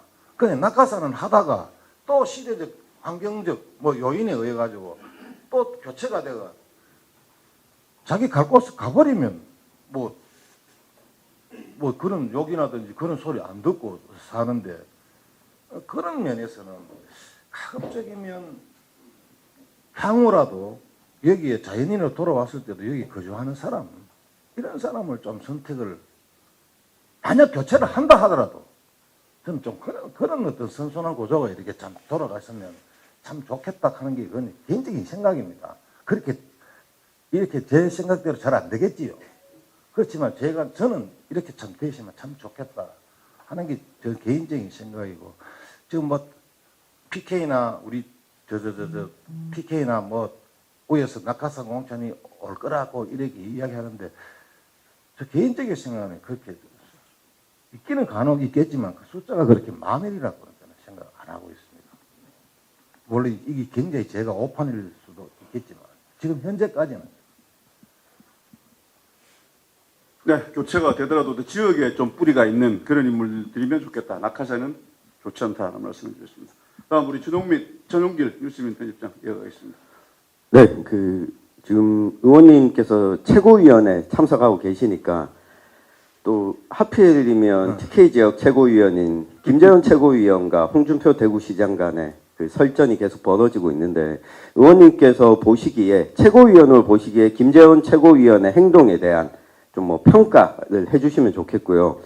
그리고 또 한 가지 질문을 더 드리면 이미 그 국회 전원위원회가 끝났지만 선거제도 개편안이 그 성과가 나오지 않은 채 마무리가 됐습니다.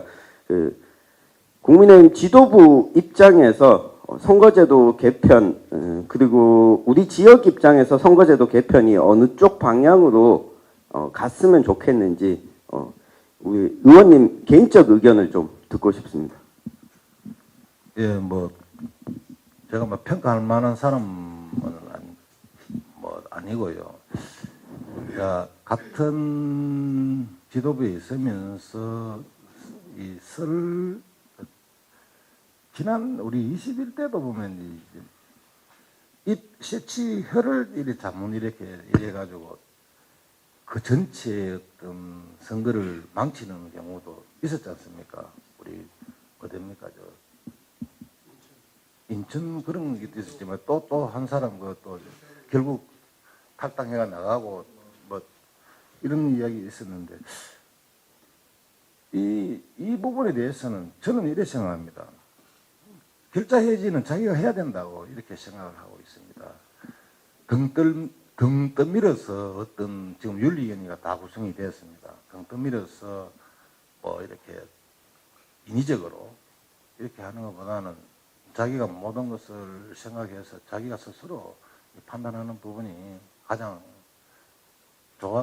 좋지 않겠나 이렇게 생각하고 우리 홍 시장님하고 뭐 김 대표의 그 부분에 대해서는 그때는 사실 그 윤리위원회가 전혀 꾸려지지 않았을 때의 어떤 그런 이야기인데 이 전 목사님하고의 어떤 관계 이런 부분에서는 좀 그 부분을 먼저 처리하고 뒷부분에 대해서는 우리가 뭐 윤리위원회 꾸려진다든지 이랬을 때 뭐 좀 이렇게 정중하게 뭐 예를 들어 지자체 단체장이 상임 고문으로 이렇게 겸직하는 경우는 이때까지 전례로 없었다 하더라도 좀 이 무단계 꾸려지고 난 뒤에 후속타로 좀 이래 됐으면 좀 매끄럽고 지금처럼 이렇게 좀 덜 시끄럽지 않았겠나 뭐 이런 생각을 뭐 개인적으로 한번 해봤고요. 전원위원회라는 게 지금 계속 아직까지 끝나지는 않았습니다. 소위를 만들자고 국회의장이라든지 야당이라든지 정기회 특위 쪽에서는 이게 나오고 있는데 제일 큰 틀에서는 이겁니다.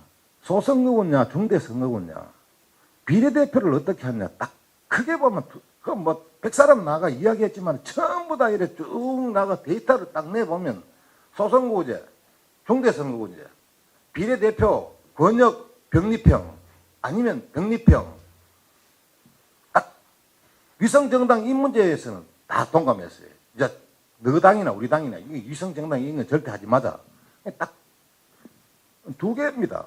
그런데 소선거의 장단점, 중대선거의 장단점 다 있을 거라고 봅니다.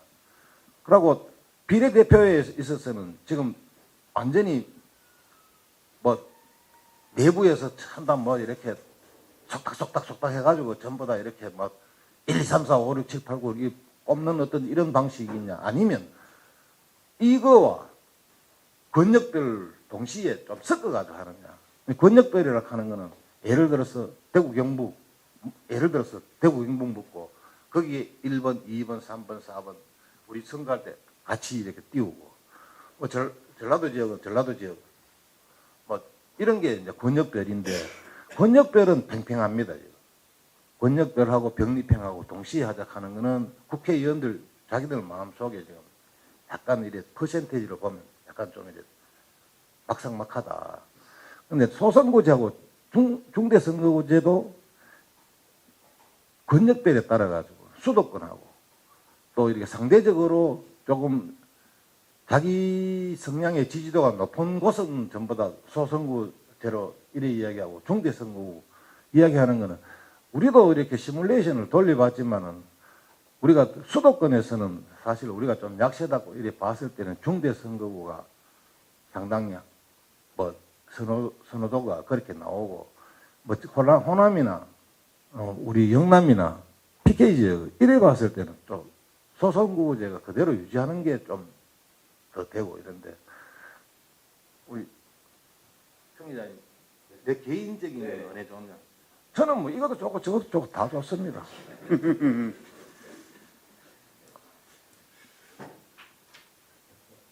이것도 좋고 저것도 좋고 다 좋은데 재선이 되면 가장 좋은 거죠.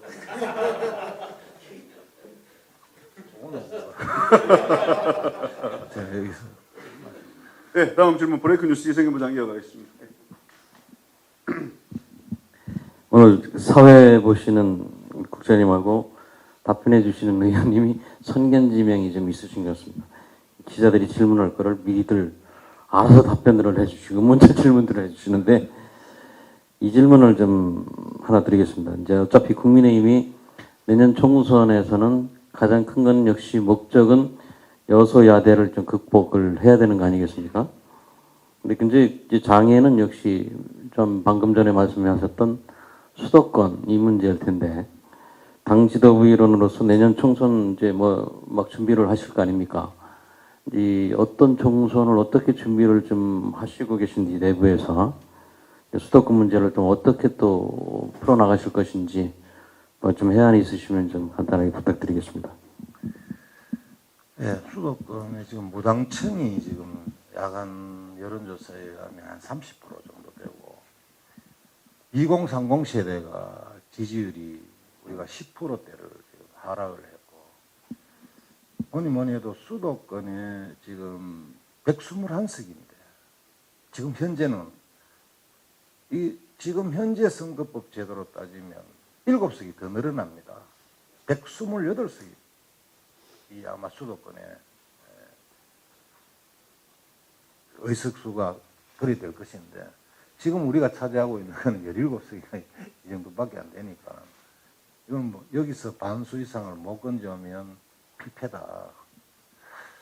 그런 것 같으면 이거 중도 확장이라든지 2030 세대 젊은이를 위한 어떤 우리 당 정책이라든지 이런 부분은 그냥 어젠다만 툭 던져놓고는 지금 아직 후속 백업이 지금 잘 안 되고 있는 이런 실정에 있습니다. 이거를 국민의 눈높이에 맞는 백업을 계속 해나가자고 주장을 하고 있는데 이렇습니다. 최고위원회도 하는 거 여러분들 뭐 보셨겠지만은 무조건 야당 또들이 까는 어떤 이 워딩만 이렇게 많이 이렇게 부각이 되고 이게 정책적인 면에 이런 거는 조금 부족한 면이 상당히 많아서 이러면 또 뭐 대표한테 이제 제가 지금 공식적인 좌석에서는 사실 이야기는 하지만 비공식적인 좌석에서는 이러다 저러다를 많이 하는데 수도권 이걸 해오기 위해서는 우리가 지금 현재 안 만났던 그때 천하람이도 만나야 되고 이렇게 좀 만나야 된다. 그래서 실질적으로 소통한다 하는 걸 좀 보여주고 우리가 민생 말은 하지만은 실질적으로 민생하고의 결부지는 지금 우리가 특별위원회가 좋은 쪽으로 있고 약자와의 동맹이라든가 이런 게 좋은 어떤 특별위원회가 있는데도 불구하고 이 거의 지금 수급 상태에 그 민생 119라는 것을 지금 만들었는데 뭐 조최고가 이상한 뭐 밥그릇 한 그릇 비우기 뭐 이래가 또 그게 또 시작부터 또 이것도 뭐 정쟁화가 되고 이제 이런 상황인데 그런 뜻으로 하는 이야기는 아닌데도 불구하고 뭐 그런 상황. 좀 이렇게 밀접한 걸 소통을 많이 하고 어려운 곳을 우리가 많이 찾아다니면서 그리고 교육 문제 이런 게 지금 인구 소멸, 지방 소멸, 인구 절벽 지방 소멸 이 문제가 이러는데 이런 문제에 대해서는 한 번도 우리가 뭐 이렇게 큰 아젠다를 던지는 것도 아니고 좀 찾아다니면서 발굴을 하고 이걸 우리가 국민 눈높이에 맞는 어떤 정책들을 내놔야지만이 그나마 내년 선거에서 그나마 완성은 못한다 하더라도 숫자 정도는 어느 정도 맞출 수 있는 이런 구조는 만들어야 되지 않겠나. 지금 110몇 석 가지고 이 지금 시작부터 이때까지 지금 이런 경우를 당하고 있는 이런 상황을 탈피하려면 이런 부분이 우선돼야 된다. 그럼 뭐 그래서 뭐 전세 사기 이런 부분도 했거든요. 이게 불거지기 전에 불거질랑 말라 이할 때 우리가 선제적으로 좀 이렇게 선점을 해서 좀 나갔어야 되는데 결국 이 터지고 난 뒤에 소일고 양호곤치는 식으로 이렇게 한다 하는 게 국민들한테 다가가겠나 말이에요. 좀 그런 것도 있었고 우리 대표 체제가 이렇게 비대위 체제에 쭉 오다가 대표를 선출해가 이렇게 들어오면서 보면 좀 거꾸로 됐던 면도 좀 있었죠. 실질적으로 당에서 뭐를 탁 치고 나가면 정부에서 뒷받침이 돼줘가 뒤따라 호속타가 이래줘야 되는데 가도기적인 어떤 기관이라서 그런지는 몰라도 정부에서 딱 치고 나오면 우리 국회에서 우리 당에서 뒷받침하는 이 문제가 처음부터 약간 엇박자. 제일 그게 그 69시간 노동시간 문제도 실은 69시간 그 69시간 하는 그 어떤 그 말에다가 전부 다 초점을 맞췄지 그 내부에 들었는 내용에 대해서는 한 사람도 알라고 하지 않고 그냥 69시간 하는 이 시간의 어떤 완전 올매이 가지고 그런 부분부터 시작해가지고 딱 했는데 그래서 지금은 이제 당정간에 한 달에 2번씩 계속 그냥 만나가지고 그런 문화를 갖다가 계속 지속을 하려고 지금 노력하고 있는 거고 내부 쪽엔 또 이제 컨설팅 한다고 할까요? 지금 유수한 우리 정치평론가들이라든지 이런 게 우리의 문제점이 뭐고 남은 어떤 기관 시행자는 어떻게 달려가서 어떻게 해야 된다 하는 그 워크숍이라든지 이런 거를 지속적으로 좀 열자 이렇게 제안해 놔는 그런 상태라서 민생하고 결부된 험한 지역 많이 찾아다니고 이런 특별위원회를 많이 구성을 해서 국민들과의 소통하는 시간을 많이 갖고 우리 내부적으로는 그런 어떤 유사한 뭐 서울대학교 정원택 교수라든지 이런 사람을 불러가지고 우리 내부 문제 이런 문제 우리가 이 사고를 전환시킬 수 있는 이런 그것도 발현해가지고 지속적으로 하자. 이런 어떤 정책 제안을 해놨는데, 이거 그쪽에서도 흔쾌히 좋다, 이렇게 해서 많이 받아주시고, 해서 좀 앞으로 좀 빠른 변화가 있을 것이라고는 보고 있는데, 글쎄요. 그때 좀 돼봐야 하겠고. 네, 뭐 내년 총선 전략 뭐 간단하게 말씀해 주시면 다음 뭐 통합신공항에 대해서 좀 많이 물어주세요. 하고 나쁘면 것도 뭐 통합신공항 얘기 말씀 많이 하셨는데 예. 뭐 다른 질문하실 분 안 계시면 한 번 더 질문 기회를 드리겠습니다. 예. 다음 뭐 더 이상 질문하실 분 없으면 뭐 마무리 수준으로 들어가도록 하겠습니다. 예. 신공항 질문하시라 해서 하는 건데 그 제가 동구 을에 오래 살았거든요. 예. 근데 이제 대구가 이래 보면 달성구는 이제 테크노폴리스도 들어오고 국가산단도 들어오고 제일 늦게 들어왔는데 제일 비전이 있는 지역이 됐고 수성구는 전국에서 잘 알려져 있고 근데 동구는 보면 많은 자동차들이 지나가기만 하고 그동안 정말 발전이 없었고 제가 30년 전에 우리 부모님 사시는 빌라 7천 주고 들어갔는데 아직 1억 5천밖에 안 하거든요. 그래서 2배나 올랐네요. 그러니까 1억 5천 지금 팔고 가면은 어디 가서 전세도 못 들어가요. 그래서 지금 홍준표 시장님은 이 후적지를 두바이식으로 개발한다 이런 비전을 제시를 했는데 그 비전, 그 대구시의 비전과 또 다르게 그 강대식 의원께서 고민을 많이 하셨을 것 같아요. 그동안.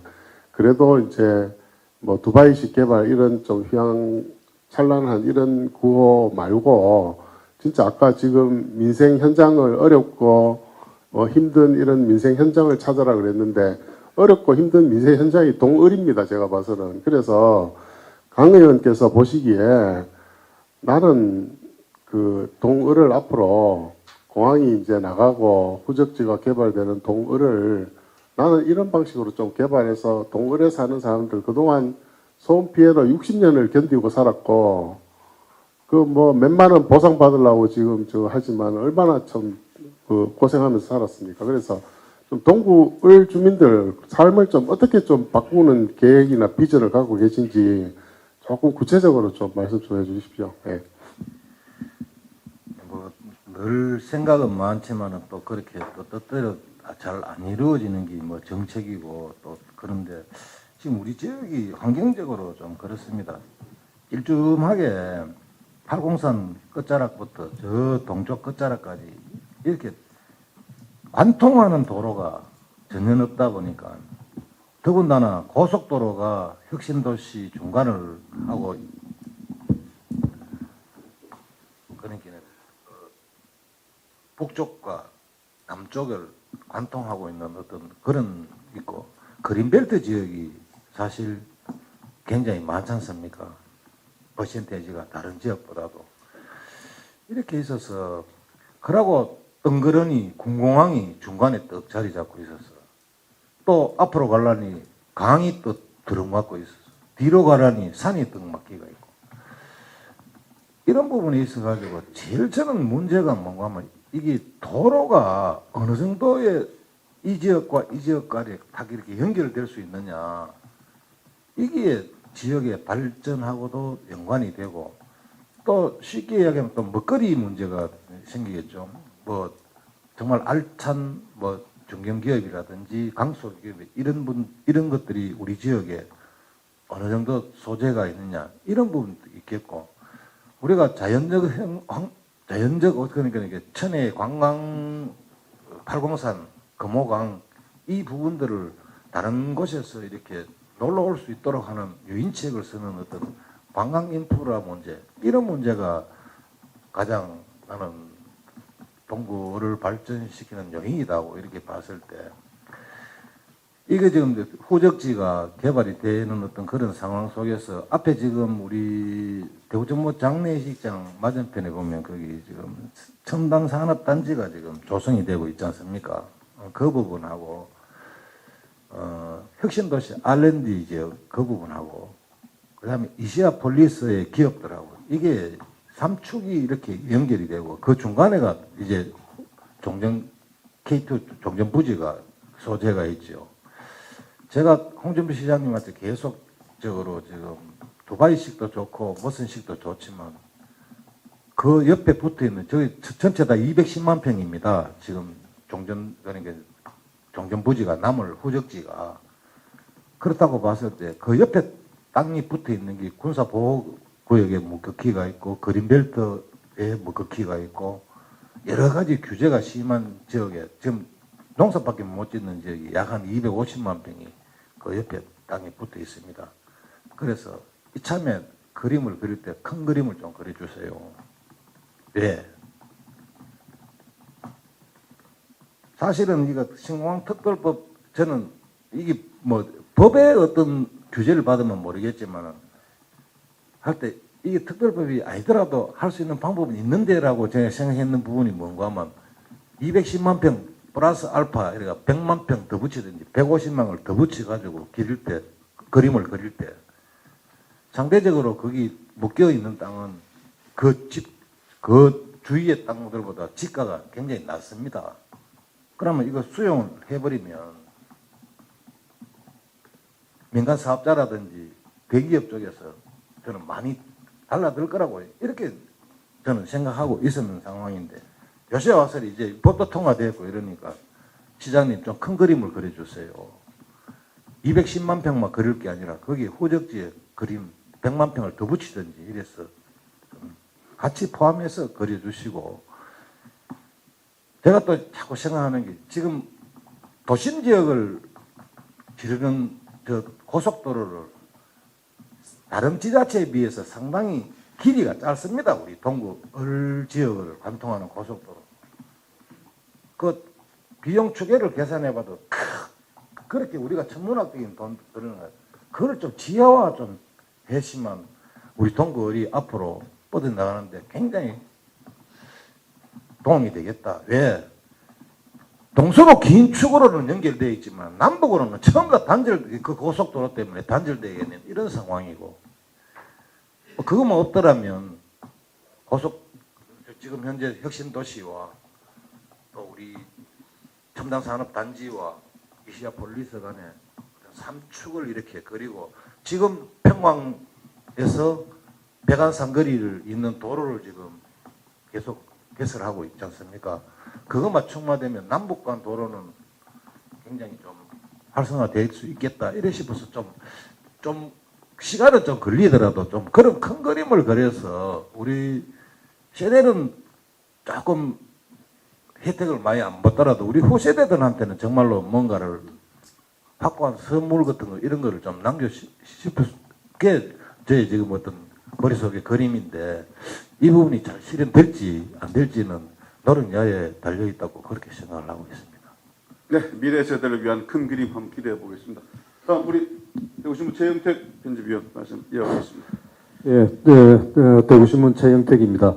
강 의원님 또 뭐 오랜만에 뵙고 또 최근에 그 최대 지역 현안 해결에 앞장서서 많은 역할을 하신 거 뭐 이렇게 감사드리면서 그 의정 활동 하시면서 지역 문제에 대한 당부 겸 질문 겸 해서 뭐 몇 가지 드리겠습니다. 저 신공항 관련해서는 지금 현재 아까도 모두에서 말씀을 하셨지만 다른 지역의 의원들의 어떤 이견, 특히 그 야당의 문제가 아니고 여당 내의 부산 경남 쪽 TK 의원들의 뭐 적극적인 협조를 못 받아낸 이 부분은 그에 대한 서로 간의 어떤 이해의 부족 이런 게 있을 수도 있고 또 우리 지역 의원분들의 개개인 노력이 부족하지 않았나 이런 부분에도 일말의 책임이 있다고 생각을 합니다.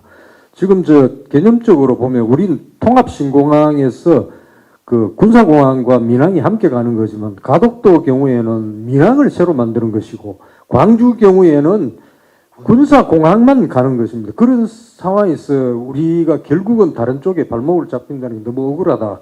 이런 부분에서 그런 논리의 어떤 차별화로 적극적으로 설득하지 않았던 그런 우리에게도 뭐 책임이 있지 않나 이런 느낌을 갖고 있습니다.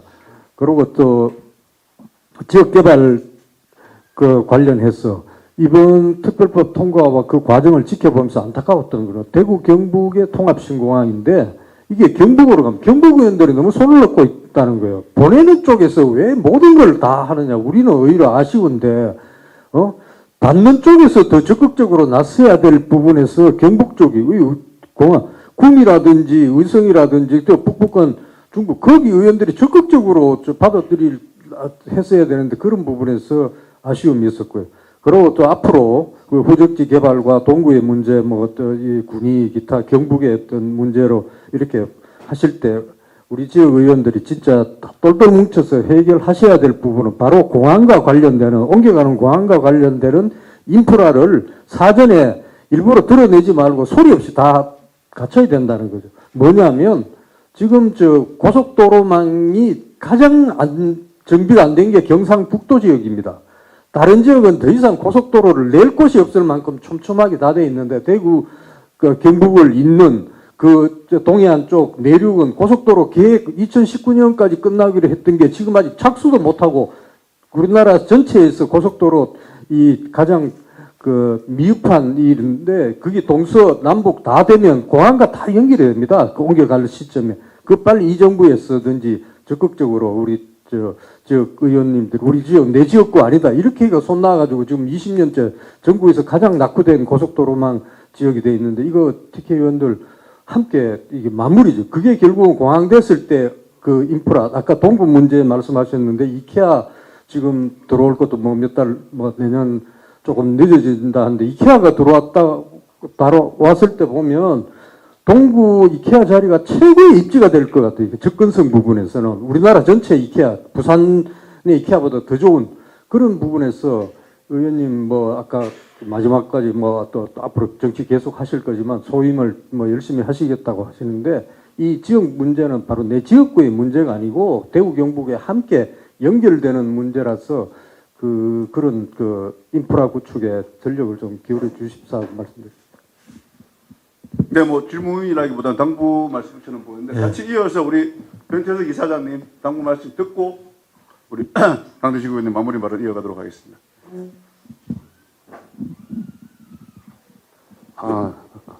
강대식 최고위원님 참석해 주셔서 고맙습니다. 여러분들이래 보니까 정말 저는 불법입니다. 저는 어릴 때 맨발로 다녔습니다. 우리나라에 신이 없었습니다. 검은 고무신이 6.25 전쟁 때 검은 고무신이 나왔습니다. 여러분 젊은 기자 여러분들 정말 책임이 막중합니다. 우리나라를 이끌어가는 여러분이 그 주축입니다. 유럽을 보면은 남유럽은 지중해 연안을 해서 그리스, 이태리, 스페인, 포르투갈 이쪽으로는 전부 보편적인 복지를 했습니다. 북유럽은 대상 복지를 했습니다. 북유럽은 지금 잘 삽니다. 아주 단단하게 가정을 이루고 잘 삽니다. 남유럽은 그리스가 망했지 않습니까? 언제 그리스입니까? 이태리가 또 유럽을 통치 다 할 때 이태리가 IMF 받기 직전에 겨우 회생했지 않습니까?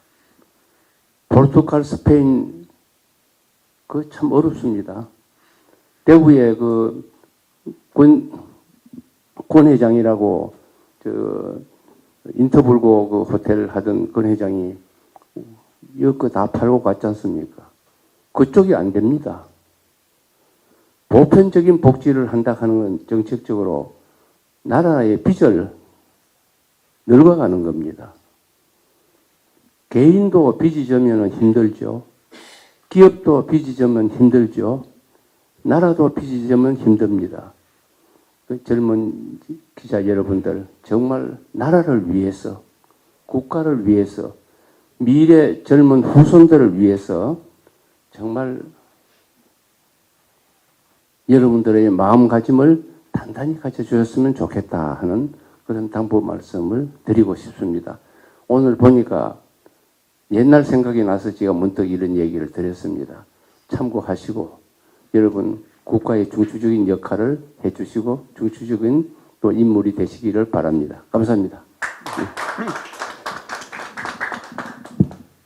네, 우리 강대식 의원님 그 마무리 말씀 듣고 끝나도록 하겠습니다. 좀 전에 당부하셨던 말씀.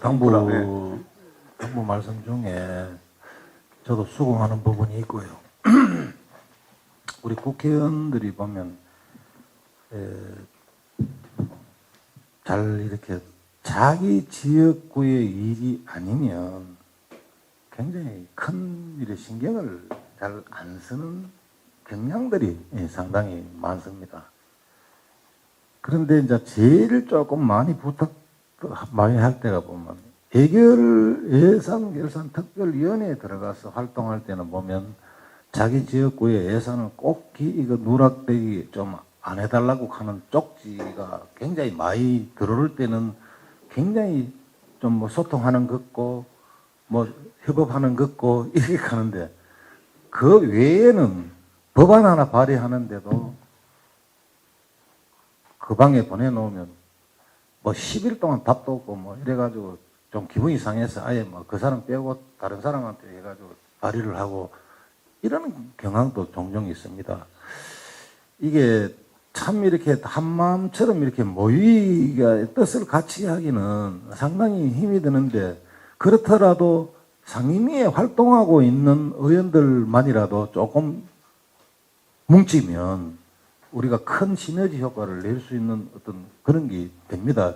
특히 뭐 우리 지금 국토위는 저하고 저 경북의 김희국 의원하고 포항의 김정재 의원하고 이렇게 지금 3명이 지금 국토교통위에 포함되어 있기 때문에 전부 다 세 사람 다 색깔은 좀 다르지만은 그래도 이제 좀 지역의 일에 대해서는 머리를 이래 맞대면 굉장히 좀 잘 협업이 되는 어떤 그런 상황이기 때문에 그 말씀 주신 대로 우리 의원들이 좀 그런 부분에서는 각성을 좀 해야 되지 않겠나 이렇게 생각하면서 내 지역구의 일이 아니더라도 대구시 전체의 일, 대구 경북의 일이라 하면 좀 발벗고 나서서 뛰주고 이렇습니다.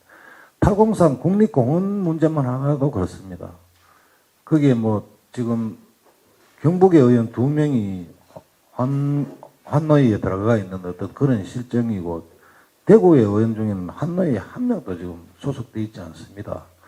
뭐 이런 관계로 인해서 정보 수집하기나 뭐 이렇게 보고를 받기에도 상당히 애로사항. 어제 안 그래도 뭐 환경부 국장하고 뭐 대방에서 티타임을 하고 이런 부분에서 우리 지역에 의해서 좀 주민들의 목소리가 높은데 이거 좀 어떻게 좀 할 수 없는 방안을 마련해달라고 이렇게 이야기했지만 상당히 이게 같은 의원이라도 부탁하기가 좀 꺼릴 때도 있고 좀 친소관계가 평소에 있으면 막 뭐 모든 소리를 다 이렇게 해도 그게 평소에 거의 없다 보면 좀 부탁하기가 좀 꺼리고 이런 게 있는데 그러니까 제가 말씀드린 대구 경북 의원들이 한꺼번에 초선 의원들 모임을 대구 경북 초선 의원들 청년 모임을 한 2-3번을 해드렸습니다.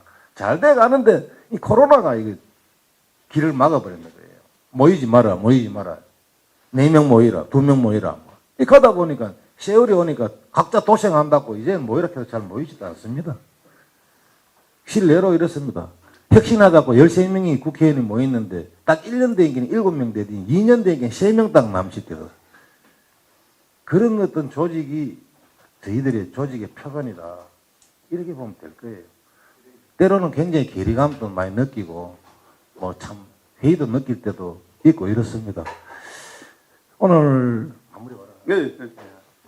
저는 뭐 신공항에 대한 질문이 많이 쏟아지리라고 생각하고 많이 뭐 물론 처음부터 쭉 이렇게 왔지만은 제일 신공항에 대한 부분에는 제가 좀 대구 경북 의원 중에는 산정인이라고 보면 됩니다.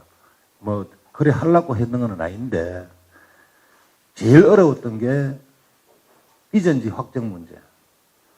마지막 몇 시간 나놓고 극적인 합의를 도출해내 가지고 원점으로 안 돌아가던 그런 상황이고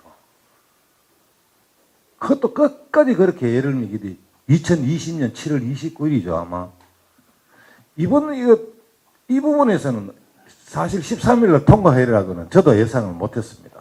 예, 내일 27일 내일 본회의가 열리는데 내일 저는 통과한다고 이렇게 생각해요. 왜냐하면 법사위원회가 안 열리는 거라고 김도읍 근데 법사위원장이 내가 굉장히 친소관계가 있어가지고 늘 형 동생 감이 지내는데 열리나 카니 형님 안 열린다고 이렇게 이야기해. 왜 안 열리느냐고 물을 때 특검법을 갖다가 여당 의원들 참석 한 번도 안 했는데 야당이 두드려 뿌려가지고 서로 갈등이 생겨가지고 법사위는 못 연다고 이는 마침 이제 윤재혁 원내대표가 새로 이제 되고 재호가 나도 꼬실 테니까 니도 꼬시라 이래가 원포인트 그러니까 광주 군공항 특별법, 대구 경북 통합 심호항 특별법 요 두 가지만 딱 올려가 두 가지 딱 두드려 뿌리고 쳐버렸어. 근데 2월 달에 통과 안 했다고 굉장히 막 우리 지역의 언론이나 주민들은 했지 않습니까? 근데 원 내용에는 6개월 뒤에 공표날로 6개월 뒤에 발효된다 이래놨는 거를 4개월로 이렇게 2달을 땡겼습니다. 그 법사위에 가가 그것도 참 어려운 일인데 뭐 그것도 작전을 짜가지고 그러니까 2월 달에 통과했는 거하고 똑같은 효과를 나타내는 걸로 이렇게 보면 되겠습니다. 이런 부분들도 이렇게 서로가 연결을 해서 정말 사람 하는 일이 뭐 뜻이 있는 곳에 길이 있다고 뭐 열심히 노력하면 안 되는 건 없다 이렇게 생각을 하면서 오늘 너무너무 이렇게 바쁘신 분들이고 이런 아침에 소중한 시간을 뭐 부족한 저한테까지 이렇게 할애해 주신 데 대해서 다시 한번 감사의 말씀을 드리고 여기에 기회 듬뿍 받아가서 우리 신공항이 정말로 연착륙하는데 조그마한 힘이나마 최선의 노력을 다해서 보태겠다는 말씀드리고 지역과 또 대구를 위해서 최선의 노력을 다하겠다. 감사하다. 이걸로 마지막 마무리 지겠습니다. 너무 감사합니다. 네, 우리 강대식 의원님 우리 신공항뿐만 아니라 우리 지역 발전을 위해서 더욱더 열심히 뛰어달라는 당부의 뜻을 담아서 다시 한번 박수 부탁드리겠습니다. 네, 이로써 제111회 아시아 포럼 마치도록 하겠습니다. 마지막 기념 촬영하겠습니다.